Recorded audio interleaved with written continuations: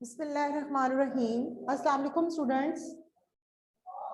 Students, आपको मेरी आवाज आ रही है? यस टीचर, आ रही है। आज हम लोगों ने टॉपिक डिस्कस करना है 8th क्लास का ही जियो का लेक्चर हो रहा है और आज हम पेज नंबर 8 जो है वो उसको डिस्कस करेंगे जिसमें है पाई ग्राफ की खूबियां और उसकी खामियां। कल हम लोगों ने डिस्कस किया था कि पाई ग्राफ क्या होता है। मैंने आपको बताया था कि सर्कल की सूरत में जो है वो अदादो शुमार या डाटा को जो है वो शो करना जो है वो पाई ग्राफ कहलाता है। आज हम इसकी खूबियां और खामियां दोनों को डिस्कस करते हैं। सबसे पहले इसकी खूबियां देख लेते हैं। इसकी पहली खूबी है कि इसमें फीसद मिकदार मतलब परसेंट जो वैल्यू है वो और जो कुल वैल्यू है उसको दिखाने के लिए ये बहुत मौजू है, बहुत अच्छा है। ठीक है, किसको? फीसद मिकदार मतलब परसेंटेज वैल्यू और टोटल वैल्यू जो है उसको शो करने के लिए ये बहुत अच्छा है। दूसरा इसका यह है कि किसी मुल्क का टोटल जो एरिया है अगर हमने वो शो करना है तो उसके लिए जो है वो ये मौजू है, जबकि जो पट्टी ग्राफ है और जो हमने पहला पढ़ा था उसमें ऐसा नहीं हो सकता। कौन सा पहला पढ़ा था? पट्टी ग्राफ और खती ग्राफ। उसमें किसी इलाके का जो है वो टोटल जो रकबा है उसको हम शो नहीं कर सकते, लेकिन इसमें हम जो है किसमें पाई ग्राफ में हम किसी भी इलाके का किसी भी मुल्क का जो है वो टोटल एरिया जो है वो शो कर सकते हैं। उसके अलावा इसमें हम क्या कर सकते हैं कि किसी शय की पैदावार जैसे बिजली की, गैस की, उसको भी हम जो है वो अगर शो करना चाहें तो हम इसमें पाई ग्राफ में उसको इजीली शो कर सकते हैं। इसकी थर्ड जो खूबी है वो ये है कि ये जगह कम लेता है। ठीक है, क्योंकि सर्कल होता है ना, एक आप उसको छोटा बना लो बड़ा बना लो, बट आपने उसके अंदर वैल्यूज को एडजस्ट करना होता है, तो ये क्या है, जगह कम लेता है। जबकि पाई ग्राफ और जो खती ग्राफ है, सॉरी पट्टी ग्राफ और खती ग्राफ जो है वो जगह ज्यादा लेते हैं। ठीक है, ये इसकी हो गई खूबियां। पहली खूबी हमने क्या डिस्कस की कि ये जो है इसमें कुल मिकदार टोटल वैल्यू और जो परसेंटेज जो वैल्यू है उसको हम शो कर सकते हैं। फिर दूसरी इसकी खूबी क्या हो गई कि ये जो है इसमें किसी भी इलाके की किसी भी मुल्क की कुल जो एरिया है अगर हमने उसको शो करना है तो उसके लिए बेस्ट जो तरीका है वो है कौन सा? पाई ग्राफ का तरीका। ठीक है, इसमें क्या किया जा सकता है दूसरा के किसी शय की पैदावार जैसे बिजली की, गैस की, पानी की, तो वो अगर हमने उसको शो कर, हमने इसकी 3 खूबियों को डिस्कस कर लिया है। जो क्या मैंने अभी आपको बताया है कि पहला इसमें टोटल वैल्यू को हम इजीली यूज कर सकते हैं, दूसरी है किसी इलाके की, मुल्क की जो कुल अगर हमने एरिया निकालना हो उसके लिए ये बेस्ट वे, और जो थर्ड है वो क्या है, ये स्पेस कम लेता है, जगह कम लेता है। ये इसकी क्या हो गई? खूबियां। स्टूडेंट्स, आपको मेरी आवाज आ रही है? Yes teacher. ठीक है, अब हम आते हैं इसकी खामियों की तरफ कि इसकी जो बुरी बातें हैं वो क्या है। अब इसकी पहली खामी क्या है कि इसमें सिर्फ ममालिक की जो मुल्क है किसी की, उसकी आबादी को, उसके रकबे को और पैदावार को शो किया जा सकता है। किसको? इसमें क्या इसकी खामी है कि किसी भी इलाके या मुल्क की जो पैदावार है, उसका जो रकबा है उसको हम शो कर सकते हैं, लेकिन हम वहां पे ये नहीं इसमें शो कर सकते कि किसी इलाके का जो दर्जा हरारत है वो कितना है, वहां पे बारिश का जो है वो सिस्टम कितना है, उसके अलावा वहां पे हवा का प्रेशर कितना है। ये चीजें जो है वो हम पाई ग्राफ में शो नहीं कर सकते। ठीक है, इसकी दूसरी जो खामी है बहुत बड़ी वो क्या है कि इसमें पाई ग्राफ जो है इस तरीके में जो सेक्टर बनाना है, जो सर्कल बनाना है वो, और उसके अंदर वैल्यूज को शो करना जो है वो थोड़ा सा मुश्किल काम है। ये इसकी 2 खामियां है। क्लियर होगी स्टूडेंट्स आपको? इससे रिलेटेड कोई क्वेश्चन अगर आपको पूछना है तो मुझे बताएं। स्टूडेंट, इससे रिलेटेड किसी को कोई क्वेश्चन पूछना है? स्टूडेंट्स? No teacher. ओके, चलिए अब अपना हिस्ट्री के लेक्चर की तरफ चलते हैं जो कि आज हमने डिस्कस करना है पेज नंबर 8 को। उसका भी पेज नंबर 8 है और जियो का भी हमारा पेज नंबर 8 है। अपनी बुक्स खोल लें, पेज नंबर 8।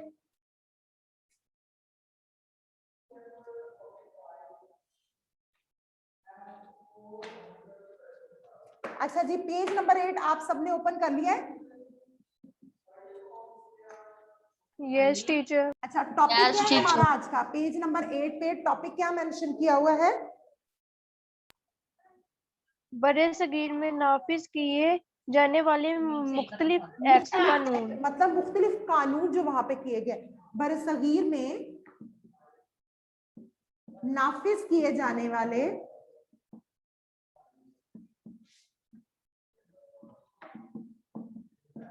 कानून या एक्ट। ठीक है, अब क्या हुआ है कि बरसगीर पाको हिंद के जो लोग हैं उनको हुकूमत में शामिल करने के लिए, मतलब ये शामिल करने के लिए कि जो वहाँ के लोग हैं, जो बरसगीर के जो कॉमन लोग हैं, उनको हुकूमत में शामिल करने के लिए जो वहां पे अंग्रेजों की हुकूमत थी, उन्होंने क्या किया, कुछ एक्ट बनाए। ठीक है, कुछ कानून बनाए। अब उनमें से कौन कौन से एक्ट है? एक है 1861 का, फिर है 1892 का, थर्ड है 1909 का और लास्ट है 1919 का। आज हम इसमें से सिर्फ जो है वो 2 या 3 डिस्कस करेंगे और एक जो है वो हम इंशाल्लाह कल डिस्कस करेंगे ऑन मंडे। पहला जो उन्होंने बनाया वो है, कौन सा लॉ है, कानून कौन सा बनाया?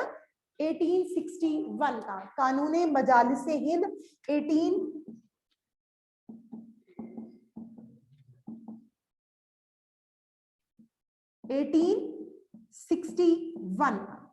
ठीक है, इसमें क्या कहा गया? ये वो कानून था जिसमें जो वहां का वासराय था, ठीक है, जो बरसगीर का वासराय था, उसने क्या किया, पहली मर्तबा जो है उसने मकामी जो लोग हैं, जो वहां के लोकल लोग हैं, जो बरसगीर के लोग हैं, उनको कानून साजी में शामिल किया कि वो कानून बना सकते हैं। ठीक है, ये बरसगीर में पहली मर्तबा हुआ था कि वहां के जो वासराय था, जो लॉर्ड कैनिंग था, उसने क्या किया कि एक ऐसा उसने कानून निकाला जिसमें उसने वहां के मकामी लोग, जो वहां के रहने वाले लोग थे, उनको जो है वो कानून साजी के अमल में शामिल किया, मतलब वो कानून बना सकते हैं, ताकि जो इख्तियारात हैं, ताकि कह सकते हैं कि जो किसी के पास अथॉरिटी है वो मकामी जो लोग हैं उन तक भी पहुंच सके। ठीक है, उसके बाद दूसरा उसने क्या किया कि इस लॉ में कि बंबई और मद्रास जो है, ठीक है, यहाँ की जो सूबाई हुकूमतें उनको कुछ खास इख्तियारात दे दिए, मतलब उनके जो इख्तियारात थे वो कम थे।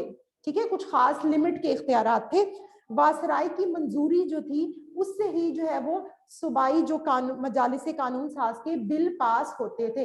अगर वासराय जो है उसको मंजूर नहीं करता था तो वो बिल जो थे सूबाई हुकूमतों के वो पास नहीं होते थे।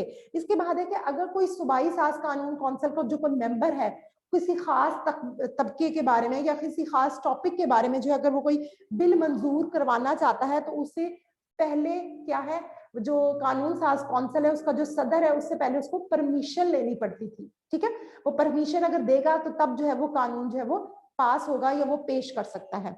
उसके बाद थर्ड है कि वासराय जो था उसके पास इख्तियार था, जो बरसगीर में जो वासराय था उसके पास ये इख्तियार था कि वो अपना जो कानून साज कौंसिल है, जो कानून बनाने वाला इदारा है, वो क्या है, उसमें कम से कम 6 बंदे और ज्यादा से ज्यादा जो है वो 12 बंदे हो सकते थे।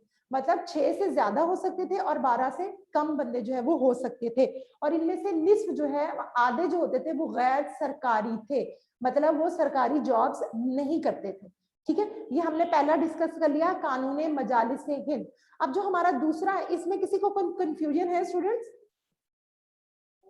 टीचर तजवीज का क्या मतलब होता है? क्या कह रही हैं आप? तजवीज का क्या मतलब होता है? तजवीज करना मतलब अपनी राय पेश करना। हम कहते हैं ना, हमने ये नाम तजवीज कर दिया, हमने ये नाम उसको बता दिया, अपनी राय पेश कर दी। ठीक है, अपना पॉइंट ऑफ व्यू रखना।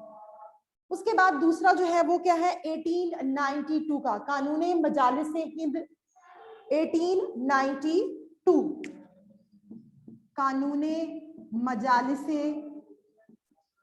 हिंद 1892। ठीक है, अब इसमें क्या कहा गया, जो उनके पास दूसरा था उसमें उन्होंने क्या कहा, इसमें उन्होंने कहा कि इस लॉ की जो, इस कानून की जो रूल से क्या था कि मरकजी और जो सूबाई कौंसिलें हैं उनमें म्यूनिसिपल कमेटियों और जो ताजर अंजुमने हैं, जैसे आप अब शहर में जाते हैं तो वहां पे काफी दुकानें हैं ना, तो वहां पे जितने भी दुकानें वो उनके भी इलेक्शंस होते हैं, उनमें से कोई एक वहां का जो ताजरों की जो तंजीम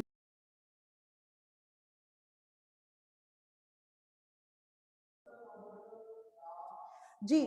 दूसरा हम लोग कानून पढ़े, कानून मजालिस हिंद। इसमें क्या मैंने आपको बताया कि इस कानून की रूह से क्या था कि जो सूबाई मरकजी जो कौंसल्स हैं उनमें म्यूनिसिपल कमेटी और ताजर जो तंजीमें हैं उनके जो है कुछ लोग शामिल किए जाते हैं। अब ताजर तंजीमें क्या होती हैं, म्यूनिसिपल कमेटी होता है, ये जो कह सकते हैं कि ये जो आपके इलाके में कूड़ा वगैरह, तो वो म्यूनिसिपल कमेटी जो है वो होती है। उसके बाद जो है ताजुर अंजुमन कौन सी होती है कि जैसे आप शहर में कुछ बहुत सी दुकानें हैं, वहां पे भी इसी तरह उनके सदर मुंतखब होते हैं, ठीक है, उस वो तंजीमें एक बनाई जाती है, वहां पे सदर, डिप्टी सदर, इस तरह करके नायब सदर ये करके मुंतखब होते हैं कि वो जितनी भी वहां पे भी इलेक्शंस होते हैं, उनमें से जो वो सदर बन जाता है, फिर नायब सदर, इस तरह उनके भी ओहदे होते हैं। तो वो क्या करते हैं कि अपने जो ताजरों के या दुकानदारों के जो मसाइल हैं उनको हुकूमत के सामने जो है वो पेश करते हैं। तो इसमें क्या कहा गया कि ताजर अंजुमनों के और म्यूनिसिपल कमेटियों कुछ जो मेंबरान हैं उनको नामजद किया गया। नामजद करना, किसी को कह लें कि इलेक्शन के लिए जब हम किसी का नाम लेते हैं, किसी को नामजद करते हैं, मतलब किसी के ये कहना कि ये सीट के लिए जो है वो बेहतर है, इसको कहते हैं। ये जो टीचर हाँ जी टीचर मैंने अभी क्लास ज्वाइन की है, कि बता देंगे आप क्या पढ़ा रही हैं? बेटा ये हिस्ट्री का समझ नहीं आ रही कि आप क्या पढ़ा नंबर रही हैं। 8 है, 8th क्लास का हिस्ट्री का जो है वो लेक्चर हो रहा है, पेज नंबर 8 हम डिस्कस कर रहे हैं, ठीक है। टीचर ये अंजुमनों का क्या मतलब होता है? तंजीम कहते हैं, ठीक है, ग्रुप कह लें आप, ग्रुप कह लें, तंजीम कह लें, ये उसको कहते हैं।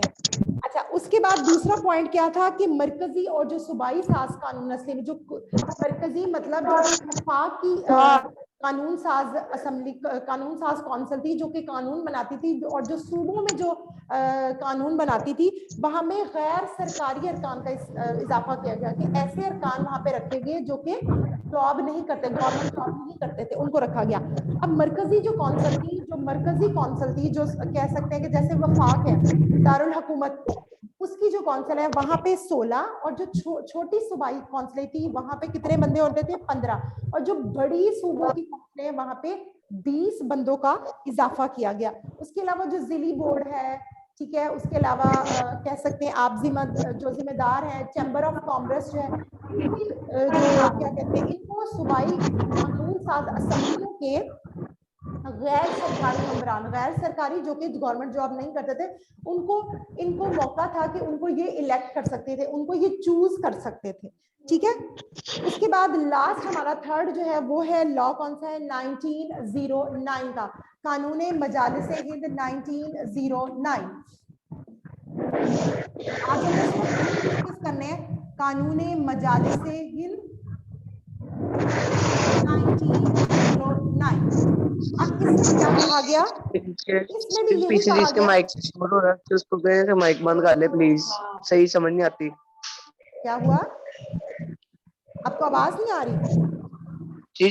जो वो माइक किसी का खराब है वहां से आवाज सही नहीं आती, तो ऑन हुआ है तो मतलब वो उससे समझ नहीं आती, उनको बंद कर दे प्लीज। अच्छा, अब थर्ड जो हमारा पॉइंट है, थर्ड जो लॉ था, जो थर्ड जो उन्होंने कानून बनाया था, उसमें क्या था वो हम डिस्कस करते हैं। जो थर्ड कानून था उसका नाम था, वो 1909 में पेश किया गया, इसलिए उसको कानून मजालिस हिंद 1909 कहा जाता है। अब इसमें क्या कहा गया था? इसमें ये कहा गया था कि जो सूबों की कानून साज कौंसिलें हैं उनमें तौसीक की गई, मतलब उनको बड़ा किया गया, उनको फैलाया गया।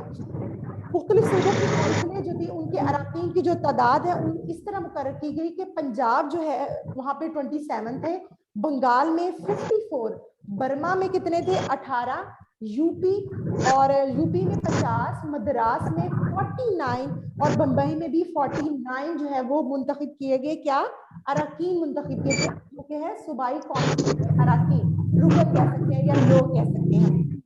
उसके बाद है सूबाई हुकूमतें जो है वो अपना बजट खुद तैयार करती हैं। जैसे अब सूबों की हुकूमतें हैं ना, वहाँ पे बजट पेश किया जाता है हर सूबे में, पंजाब का ये बजट है, क्या कहते हैं उसको, सिंध का अलहदा, और जो वफाकी है वो भी पेश किया जाता है। तो ये वहां से स्टार्ट हुआ कि हर सूबा जो है वो अपना अपना बजट जो है वो खुद पेश किया करेगा। उसके बाद दूसरा इसका पॉइंट था कि मरकजी जो मजलिस कानून साज है उसके जो गैर सरकारी अरकान है, वो अरकान जो गवर्नमेंट की जॉब नहीं करते, वो अरकान, उनकी तादाद पहले 16 थी, ठीक है, हमने सेकंड वाले कानून में पढ़ा कि उनकी तादाद 16 थी, लेकिन उनको बढ़ाकर कितना कर दिया गया? 60 कर दिया गया।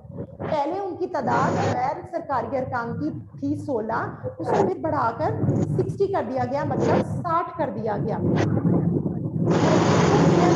तबके हैं मुख्तलिफ कौन से हैं जो वो इनको मुंतखब करती थी, किनको, वो जो अराकीन को, जो 60 अरकान थे उनको।